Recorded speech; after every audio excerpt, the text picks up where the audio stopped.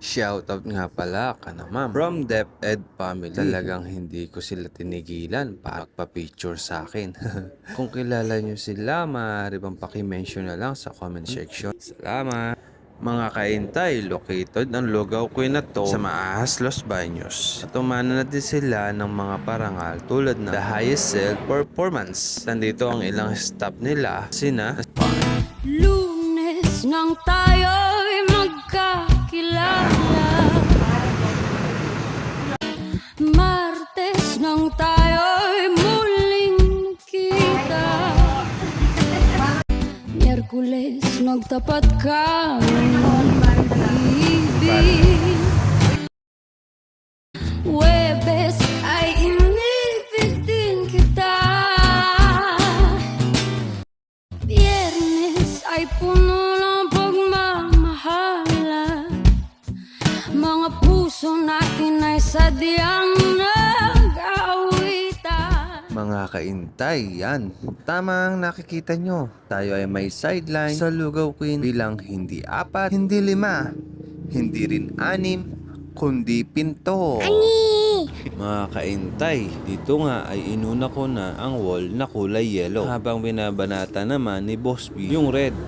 Mga kaintay, focus lang tayo dito. Kita nyo naman, mga kaintay, isang kembot pa lang, merienda na agad. Mga kaintay, masarap talagang magtrabaho kapag busog. Mas nakakagaan gumawa pag may laman ng tiyan. Hindi nakakainit ng ulo kahit pagod na. Kaya mga kaintay, huwag niyong pababayaan ang inyong mga trabahador. Mga kaintay, sa pagpipinta, kala natin mabilis lang. Kuskus dito, kuskus doon, pahid dito, pahid doon. Hindi nyo lang alam at hindi ko masabi na ako isang mga kaintay.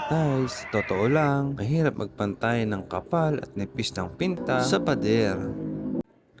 Mga kahintay, dahil mahabang pintahan to, usapang trabaho tayo. Mga kahintay, may sikreto ako ibubunyag para sa inyo. Mga kahintay, kung kayo ay papasok sa trabaho, ano ang pipiliin nyo?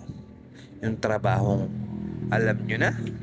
O yung trabahong bagong-bago sa inyo? Mga kahintay, much better na piliin nyo yung bago sa inyo. Yung mahirap at higit sa lahat, yung may gain and learning. Lalo na kung skill, yung matututuhan mo. Grab mo na yun, kaintay. Sinasabi ko sa'yo, advantage mo na yun if ever nalilipat ka o lilipad ka ng trabaho. At isa pa, mga kaintay, kung wag niyong ugaliin, kaya lang tatrabaho, pag andyan si boss, si bisor, si team leader, si manager. Maling practice po yun, kaintay. Kaya wag. Huwag mong subukan. Masisira ang buhay mo. Kaintay, always do your work, lalo na kung by accountability ang workplace mo. Like logistics, mag-set ka ng goal for the day na ito tatapusin mo. For this day, then ito tomorrow, kahit wala ang mga leaders mo. Why? Because at the end of the day, it's your performance. Tinapos mo yung trabaho para sa sarili mo. Para bukas, bawas na yung work mo. Kasi hindi mauubos ang trabaho, pero lalong hindi mababawasan kung hindi ka gagawa. Right now, mga kaintay, yan ang natutunan ko sa former bisor ko at leader ko nung nasa work pa ako bilang store handler. Pumasok ako ng as in zero XP and lack of knowledge sa warehousing at sa logistic. Sobra ko na dami natutunan kasi nga ang mindset namin, madami yung trabaho mong gawin. Oo, wag mong gawin para hindi magalit leaders mo. Huwag mong gagawin lahat ng sabay-sabay. Gawin mo isa-isa. Kung 10 items yung dapat mong gawin, gawin mo 1 by 1. Kung 20 items, gawin mo 1 by 1. 100, 200 items pina-inventory sa'yo, gawin mo 1 by 1. Gawin mo 1 by 1 every day. Bago mag 1 year, tapos mo yung 200. Kasi 365 days yung 1 year. Diba? May sobra ka pa. And imagine, araw-araw kang napasok. Tapos pag andyan yung bisor mo, saka ka lang natrabaho. Tapos pag umalis na yung bisor mo, chill-chill ka lang. Tapos sleep-sleep. So hindi mo pa matatapos yung at the end, masipag ka nga sa mata nila. Pero wala ka namang natapos. Kaya pag nagka-problema, putok na putok. Exactly. Mga kaintay, 3 days nga pala bago ko natapos tong shop. Natapos yung pagpipinta ng buong shop.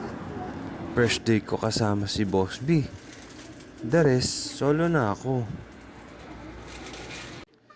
Kung nakarating ka sa part na ito, maaari mo bang i-comment ang iyong lokasyon? Pa-share na rin at pa-like ng video na to. At dito nga mga kaintay, inuuna ko nang i-finish yung mga aging para pagpipinta ko ng kisame, dire-diretso na ako at mabilis na ang pagbahid ng pintura. Mga kaintay, tapos na nga pala yung ating pinipintahan. Maganda na yung pattern nila at saka yung kisame. Kahit yung bawat sulok, pwede nang tingnan. So, kung meron kayong gustong ipagawa, kontakin nyo lang kami at tsak, darating kami. Salamat!